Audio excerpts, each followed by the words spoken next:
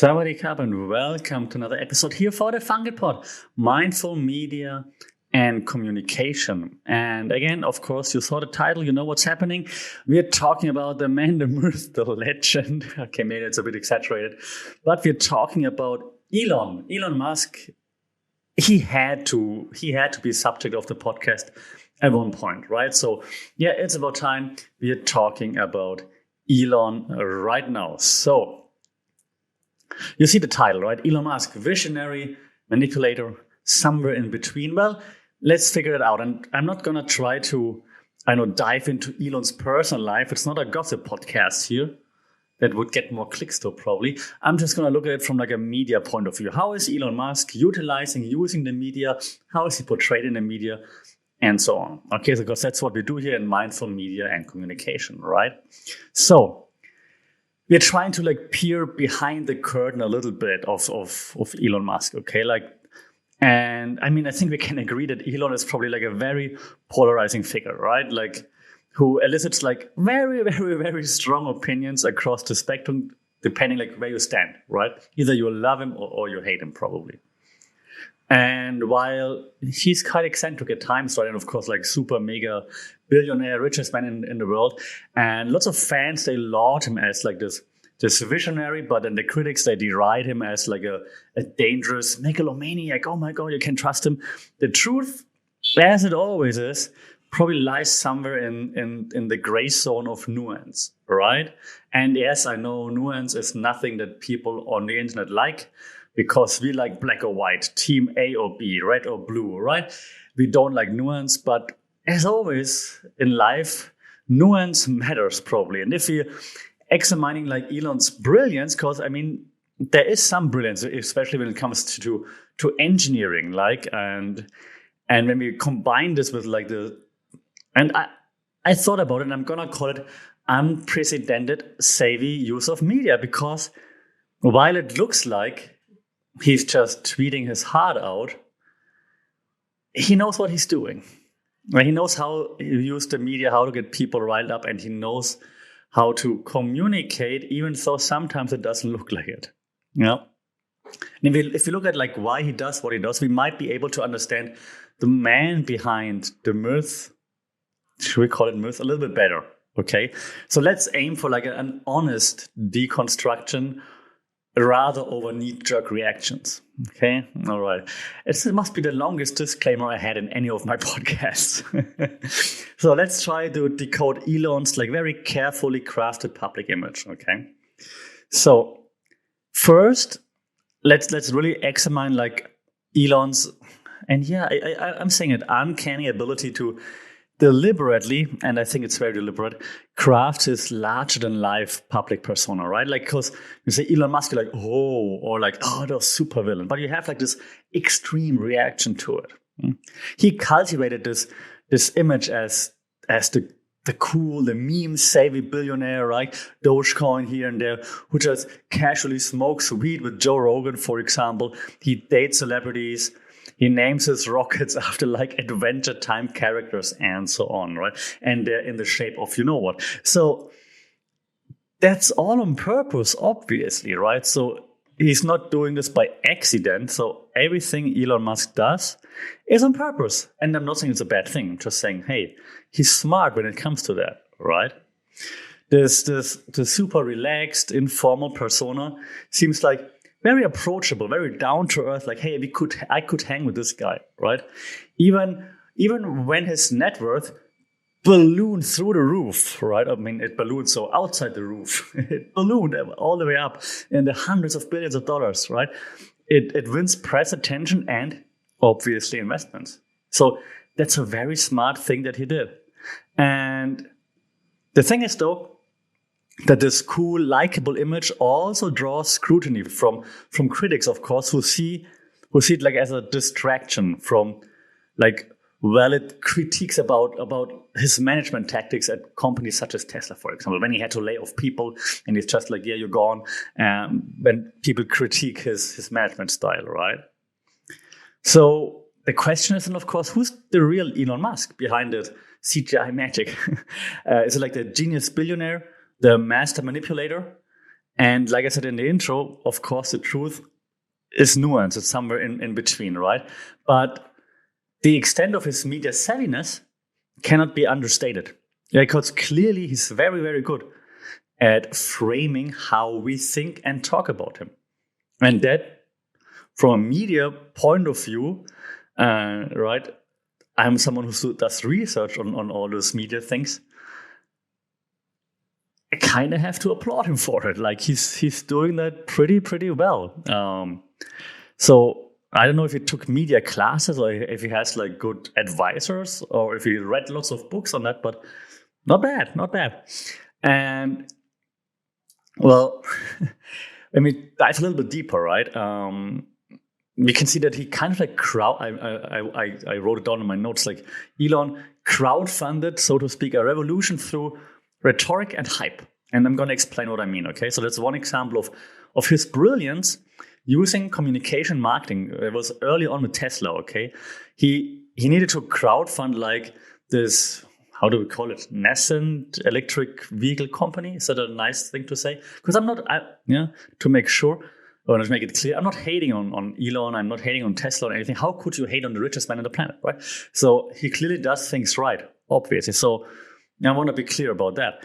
Also not fanboying, just trying to explain. Okay, I don't have a Tesla. I'm not using Starlink or anything, so not fanboying here. So when he started, right, he pitched this inspiring vision, like make sustainable transportation aspirational to shift society away from fossil fuels, right? That's what was the idea that he was selling. So his rhetoric tapped very much into like what people were hoping for and the values that people had and wanted to push forward, right? We don't want to be reliant on fossil fuels. We know they're running out at some point.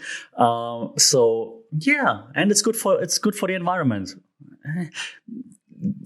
That's not a podcast to talk about this, right? But batteries and so on. But generally speaking, right? So that was what the vision was selling us, okay? And yeah, that aligns with, and now you're gonna, like the Elon fanboy's gonna jump at me, that aligns with propaganda techniques. Let me explain. Like appealing to emotion rather than reason. Before you jump on me, right? So I'm recording, if you're watching it, thank you, hey. I'm recording this on an iPhone, as you can see from the quality. So I do own Apple products, right? But it's exactly what Apple does too. Appealing rather to emotion rather than to reason and fact. So why do we spend so much money buying iPhones, Apple Macs? And I have a Mac here in the back too. So not hating. So, but why do we do that? It works smoothly. It's nice, yes. But come on, they're selling this like it's all smooth, one environment, very, very, very well. Okay, so same thing with Tesla, appealing to emotion rather than reason. Lots of products that are very expensive do that. Okay, they don't appeal to your reason, and they're not saying like, hey, if you buy this for that much money, you have those advantages. No, because they know if you spend lots of money, emotion is necessary. Okay, so. And of course, the environmental sustainability reason, the mission that he put out resonated, of course. He needed the hype and the deposits to fund the initial Tesla car production. That works via emotion, right? So you might say, okay, yeah, got it. But this is like a noble end justifying creative means, right? So, I mean, the goal is still the same. Critics, however, would say, yeah, got it, but the hype isn't really fulfilled yet. I mean, you can hype it up to get the money, and then hopefully you produce what you're promising. But did he really follow up on all the hype? Is the question. That's what you have to answer. Do you think Tesla already made the impact that they were selling, or are they still lagging behind? But it was undoubtedly clever persuasion that did pay off. So again, well done. But now, of course, you also have to talk about the fact that, that we're all waiting for, like, Twitter. we have to talk about Twitter. So first it started with like this wielding like this unprecedented influence. Yeah, that's my favorite word today when it comes to Elon, like influence on Twitter, right? Because he has like this huge influence on public discourse. And since he acquired Twitter, X, of course, even more so. Yeah, he spurred like divisive spats with politicians, polls about policies, engagement experiments, and way more. And just to showcase it one more time that I'm not an Elon fanboy, okay? You know, if you watch/listen to this podcast more frequently, you know that I'm from Germany, okay? And like last week, he shared something from like actually like not a fake account, but like an account with like a doubtful history, dubious history, that there are like boats out there in, I forgot which sea, sponsored by the German government with German tax money that pick up like refugees and then send them to Italy, all with German tax money, making them illegal immigrants, which was not true. And then he reshared that and said, like, I hope something like the tweet read, like, I hope the AfD, which is the German right-wing party, so no matter what you feel, but he said, I hope the tweet said, I hope the AfD wins the election so that they can get rid of all this stupid stuff. I'm paraphrasing, okay? No matter what you think, but looking for an extremist party, whether it be left or right, I'm not making this a political show now, but pushing like an extremist agenda, excuse me, so I'm definitely not an Elon Musk fanboy, right? So, but I have to admit that, because it got me riled up, that he has lots of influence. Obviously on Twitter, he had it before, now on X even more so, of course, because he forces us to see his posts, it's not tweets anymore, all the time. If you look at like communication theory, because that's what we do when we're not mad here sometimes, like for example, the two-step flow theory or agenda setting theory. We talked about those before, so you are familiar with those. Elon now functions basically as a powerful opinion leader. Oh my God. So I wrote the notes down when I prepared for the show, right, for the episode, but actually saying it out loud. So Elon is like a powerful opinion leader who can like, and that's the problem or the good thing. He can intrinsically draw attention to chosen topics through his viral posts. Intrinsically means like people paying attention because they want to. Like extrinsic means like you do something because someone forces you, someone gives you money or stuff like that. Okay, that's extrinsically. Intrinsically means we do it because we want to. So we do it because we follow him, because we believe him, or we follow him because we hate him, but we do it intrinsically. Okay, so that's something that he achieved, and there's no denying that he's very, very good at this. Now, the question, of course, is, does this unchecked power over Twitter/X now inspire hope for free speech? Because, well, he says what he wants, so we can say what we want. Or are you getting more uneasy because lots of discourse is controlled by that guy? Here, of course, and again, different perspectives, right, lead to clashing takes. And that's what happens all the time. Elon's the hero. Elon's the supervillain. And then we're clashing, right? Again, the nuance probably somewhere in between, in the gray zone. But as I said earlier, we don't want nuance because it's easier to choose teams. The media doesn't want nuance. Heck, Elon doesn't want nuance. He wants to be either the hero or the supervillain, because if people are like, yeah, I'm not sure, whatever, then no one clicks, no one follows. You get the idea. We talked about this before, right? Isn't that frustrating that it all comes back to this again? Now, when we track Elon's media savvy back to his foundations too, right? It's very interesting, by the way. He didn't just become this master of media manipulation and messaging like overnight, right? Not like, hey, I'm great at this. If you trace it all back to like early ventures such as Zip2 or PayPal, most famous for PayPal probably, right? He demonstrated amazing, like phenomenal skills, even as like a salesman and like a pitchman, even before he was like the super famous, okay? So there's this charisma that he like crafted, translated seamlessly into securing like investments from titans such as Peter Thiel, and not talking about him too much, but I mean, you know that he's a big investor, right? This passionate testimony in Congress to shape policy and TV interviews where he sold like world-changing visions, right, for the future.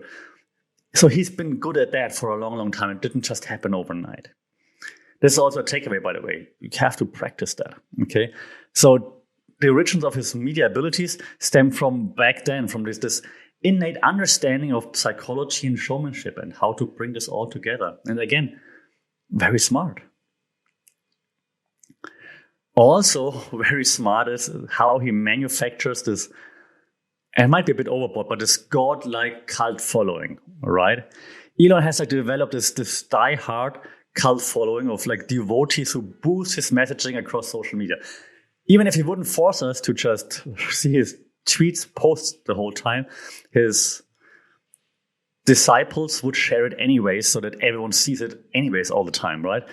This aligns very much with a theory I talked about a few times already, the parasocial relationship theory, right? Where fans form a strong one-sided, and that is very important. If you're an Elon fanboy, a fanboy of whatever, of Lisa from Blackpink, because I'm here in Asia and Lisa is right now here in Thailand, not in trouble, but paradise, here's some rumbling. But you have like this one-sided relationship. You think everything that person does is awesome. That person doesn't even know you. They don't know that you exist. That's a one-sided relationship. That's parasocial. You think you know everything about them because you read so much about them, you see them all the time, but they don't know that you exist. Isn't that sad? Yes, it is. But like he has this cult following him, and that's very smart. It's very good, and lots of celebrities have that, of course, right? So true believers, obviously, they passionately defend Elon on Twitter. They amplify his perspective. They feel like an intimate connection. So Elon, again, doesn't know that they exist. So this army of supporters obviously contribute to his influence. And this cult of personality, I wish I could sing. A cult of personality, CM Punk's walkout song. This cult of personality raises red flags for critics, of course, right? I mean, if you see someone having such a cult diehard following, you're like, hey, whoa, wait a second. Why? What's happening? Okay. And to those critics, the Musk fandom represents groupthink and a distraction from substantive issues. A group thing. We talked about group dynamics before as well on this podcast, right? You want to be part of the in-group, not the out-group. So if the group likes one thing, you follow it. Like it also works, and throwback to the last week's episodes, that also works, for example, for football, right?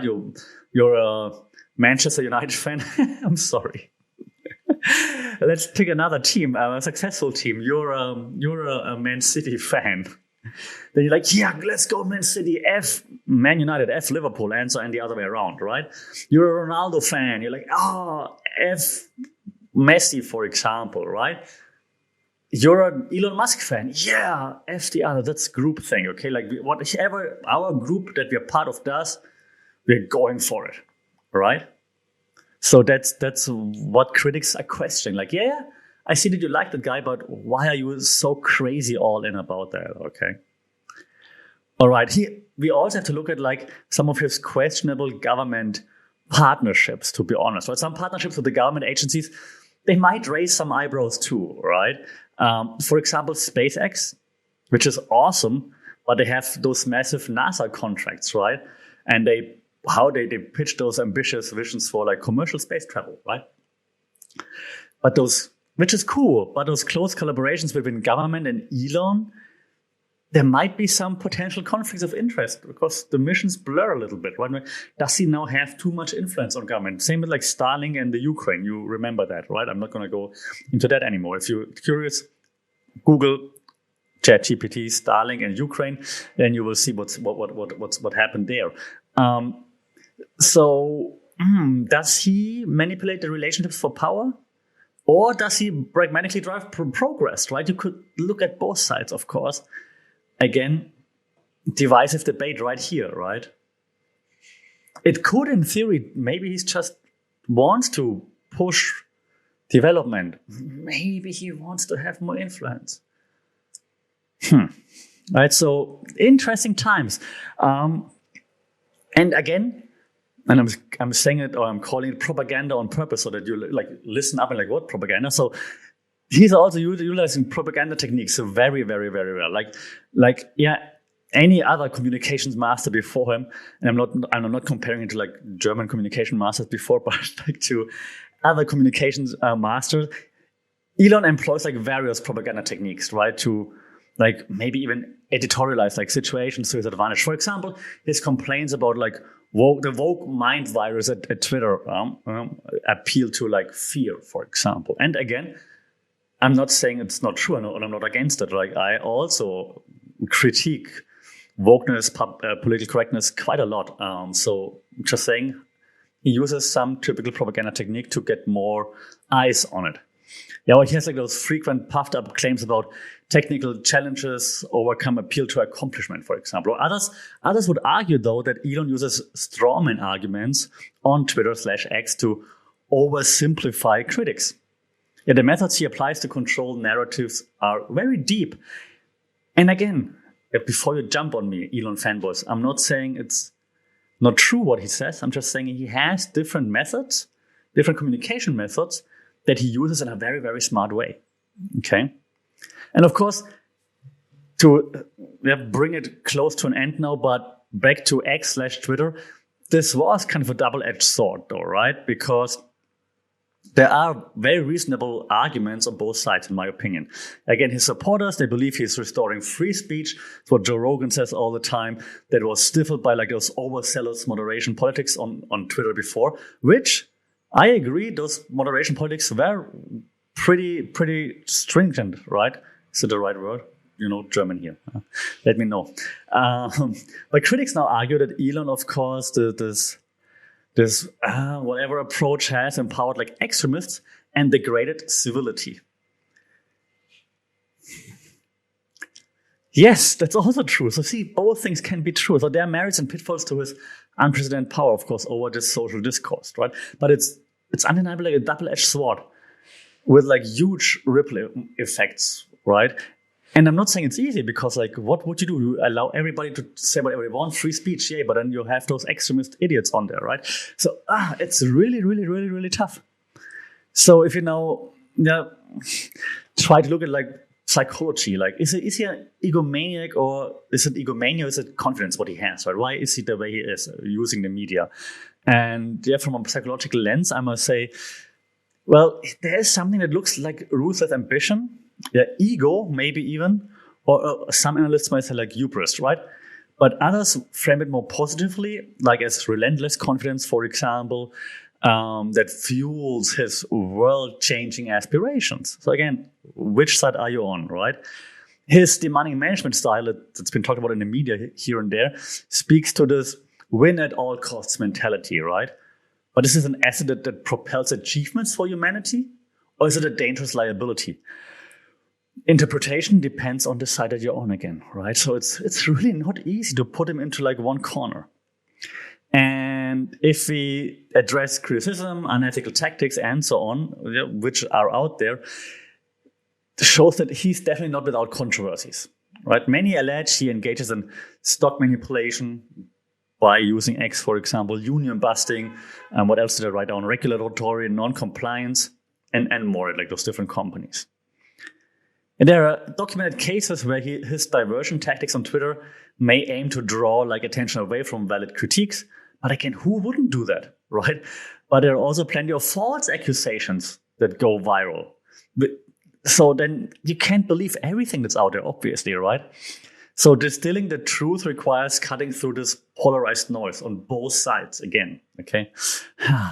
Always coming back to this. So the way he leverages his personal brand and reputation, right? At the corporate level, Elon's personal branding and reputation like provides, I think, invaluable benefits to his companies like SpaceX, Tesla, Starlink, you name it. X, not yet. So his media prowess generates attention, hype, maybe even public trust that translate into like really tangible financial outcomes, right? And when he took a hit of marijuana on Joe Rogan, you might remember, NASA was like pretty unsettled by this reckless image, but the publicity also serves shareholders, right? So there are deliberate business calculations behind moves that seem merely impulsive.